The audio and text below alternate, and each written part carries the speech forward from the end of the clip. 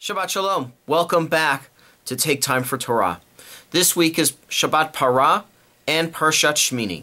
Shabbat Parah is the telling of the sacrifice, the description of the sacrifice of the red heifer, the ultimate in helping the Israelites become ritually pure as they make their sacrifices to God. For us, it is a reminder that Passover is on its way.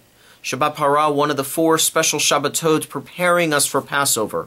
It reminds us that we need to strip away the chametz, the schmutz of our lives, and go back to the essential moments and the essential parts of our lives. It needs to just be a simple life. But I would like to focus on Parshat Shmini and just the first few words.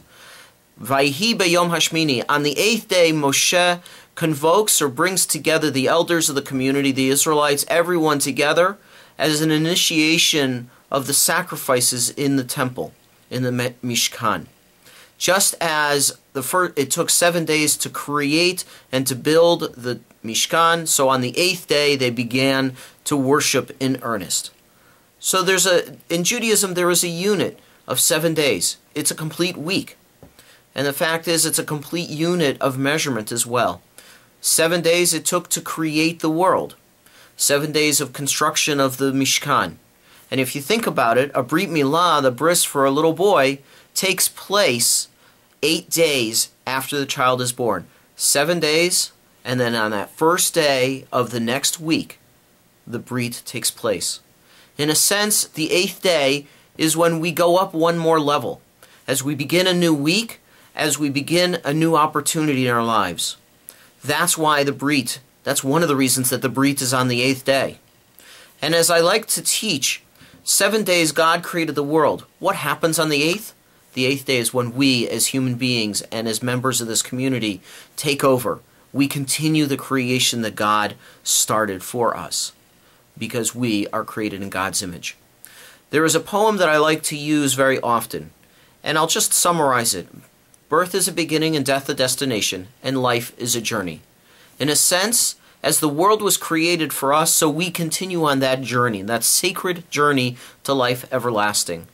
The fact is, on the eighth day, we now have the challenge to live in our day-to-day world with the ordinary events of our world, making them holy, finding what is special, and making every day count. Birth is a beginning, death is a destination. Life is a journey. Life is most sacred. On those day-to-day moments of our lives, how is it that we make each moment sacred and special?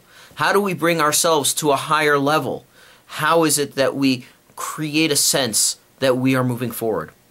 I'd like to suggest to you that one of the ways in which we move forward is through acts of chesed, acts of loving kindness, accepting that which we receive in our lives with chesed, with love, and with care and compassion. So this week, I think my message to all of you and to myself is that Vayhi beyom hashmini, and on the eighth day, we continued the work of creation by sharing acts of chesed with others. I encourage you this week, find a way in which to show your chesed. Find a way in which you can use your abilities and your skills and your extraordinary capabilities to bring just a little bit more chesed to the world, a little bit more love.